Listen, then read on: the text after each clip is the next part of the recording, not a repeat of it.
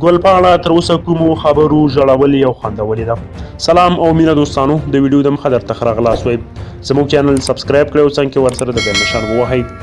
د نورو ډیرو سیاستمدارانو او فنکارانو په څیر ګلپاڼه هم د پښتو هغه وتلې سندرغاړه ده چې وخت په وخت یې نه یوازې تورونه مخته راغلي بلکې د دروغو خبرونه هم ورپسې په مطبوعاتو کې خپاره شوي.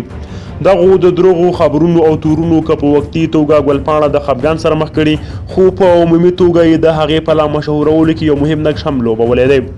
وایس اف امریکا ډیوه سره خبرو کې د پښتو دغه پیغلې تعلیم یافته سندرغاړې ګلپاڼې وویل، زما متعلق په میډیا بحث خو ډېرې تورونه او د دروغ خبرونه مخته راغلي وي، خو په دې کې ځینې خبرونه او تورونه داسې هم دي چې زه او زما فامیل ډېر خفه کړي او پریشانه کړي.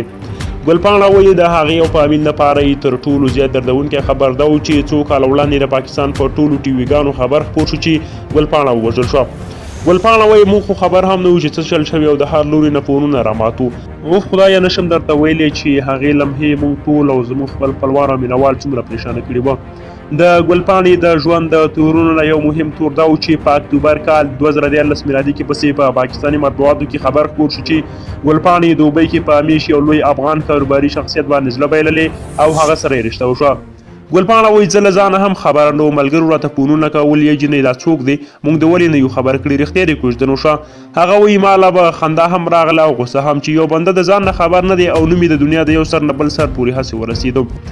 ډیوه سره خبرو کې ګلپاڼه وویل اوس هم رانه اکثر خلک تپوسونه کوي چې تا رښتیا د اوبۍ کې کوژدن کړي ده، خو زه ورته وخاندم او ورته وایم چې کله مې واده یې کوژدن وي نو ټول خلک به خبرېږي. هغه وایي دریم د دروغو خبر ورپسې دا خپور شوی چې ګلپاڼې شهسوار سره د غبرګې سندرې ویلو په مهال له هغه نه په مخ څپېړه ویستې ده.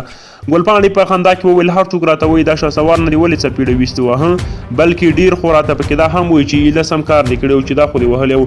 زه ورته وایم چې داسې هېڅ خبره نشته، دا سوچه دروغ دي.